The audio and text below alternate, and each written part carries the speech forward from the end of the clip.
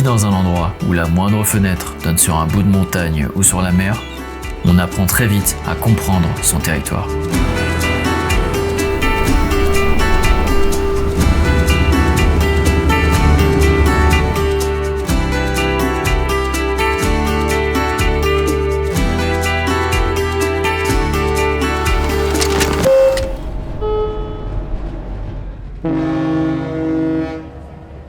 La dernière fois que j'ai mis les pieds en Corse, j'avais 9 ans. Je découvrais l'île en famille et je savais plus où donner de la tête.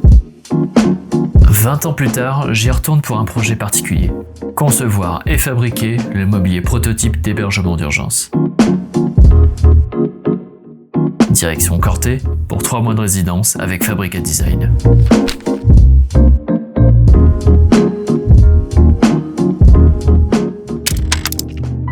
Ça, c'est moi qui reçois mon diplôme de l'ENSI Les Ateliers après 10 ans à me former en design industriel dans différentes écoles. Je m'appelle Florian Meka, j'ai 29 ans et je conçois des objets avec une philosophie de légèreté globale. En 2 ans, depuis mon dernier diplôme, j'ai construit ma pratique d'indépendant en exposant certains de mes projets et en projetant mon premier film documentaire en festival et au cinéma. En temps normal, je travaille dans une petite épicerie à mi-temps pour pouvoir me concentrer sur ma pratique d'indépendant. Coucou champ libre! C'est comme ça que j'ai pu débloquer du temps pour postuler à la résidence Fabrica Design. Un appel à projet public où il fallait faire une proposition d'aménagement sur le thème « Les nouveaux rituels de l'hospitalité ». Donc après avoir bien potassé le sujet et envoyé mon dossier, été présélectionné parmi toutes les candidatures, passé un jury, j'ai fini lauréat de cette édition.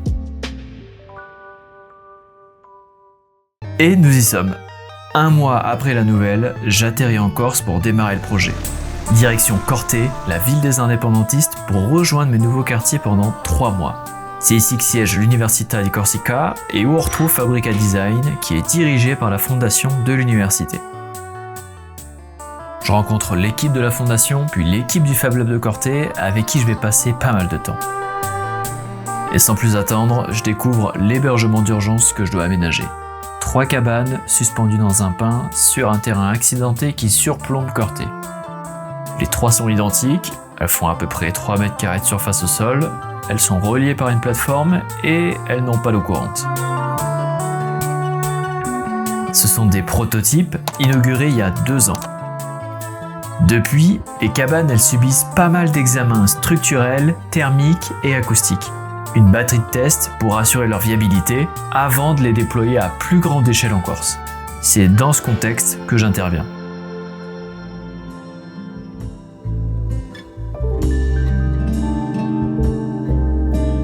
Le projet, c'est de concevoir et de fabriquer les prototypes d'un aménagement modulaire et léger pour meubler les futures cabanes.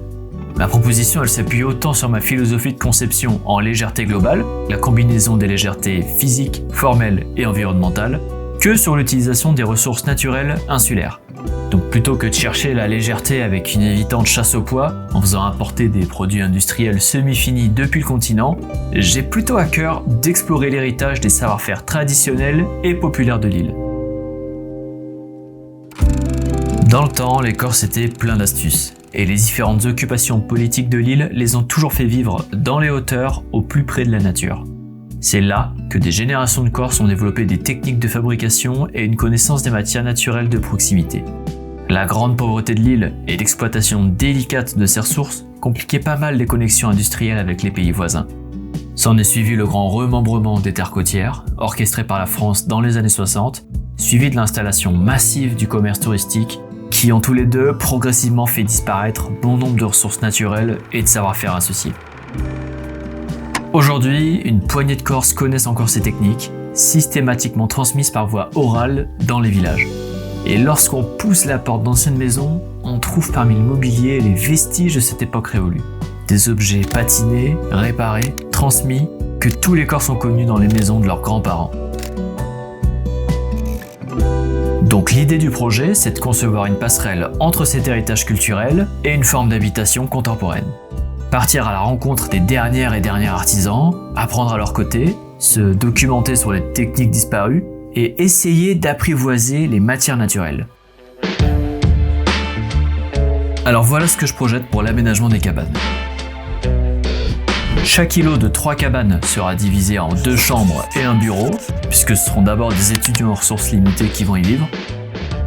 Pour la chambre, il y aura un lit peigne, une place, pour pouvoir dégager de la surface au sol, une étagère empilable, une échelle domestique, que je vois un peu comme un espace de rangement ultra compact, et une lampe baladeuse pour accompagner chaque résident dans ses trajets quotidiens autour du site. Et enfin pour le bureau, il y aura une belle surface de travail compacte, pouvant accueillir 2 personnes simultanément, 2 lampes de bureau, une desserte surélevée pour du petit matériel bureautique, et 2 chaises pliantes qui pourront facilement libérer de l'espace au sol pour l'entretien. Ma quête de légèreté globale complexifie le cahier des charges du projet, mais c'est dans cette attention portée à l'usage que la collection Corté trouvera sa singularité.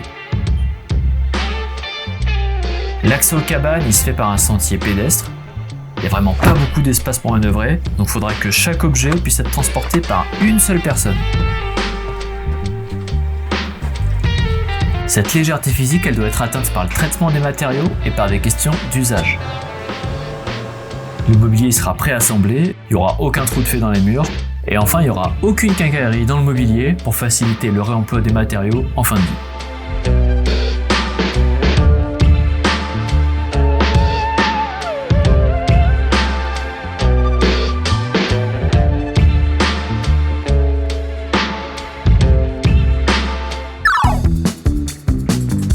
Pendant ma période de documentation, j'ai isolé une famille de 5 matériaux endémiques de la Corse pour concevoir le mobilier.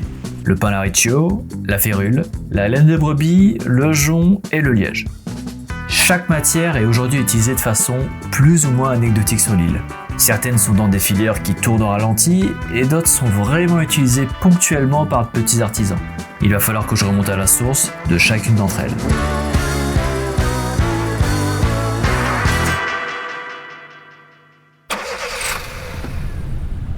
Dans le prochain épisode, on gagne la Haute-Corse et on part à la rencontre du pain lariccio.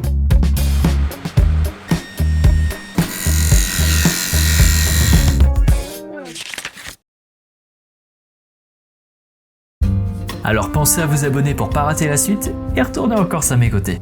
Et pour celles et ceux qui veulent découvrir le projet d'une façon plus immersive, le film complet est disponible à la location au lien dans la description. Toute la réalisation est indépendante, donc ça soutient le projet et ça m'encourage pour vous préparer la suite. Merci d'avoir regardé jusqu'au bout, n'hésitez pas à me dire ce que vous avez pensé de l'épisode en commentaire et à partager la série autour de vous. Et si vous voulez découvrir mes autres projets, vous pouvez aller sur mon site internet et me suivre sur Instagram. Allez, bye!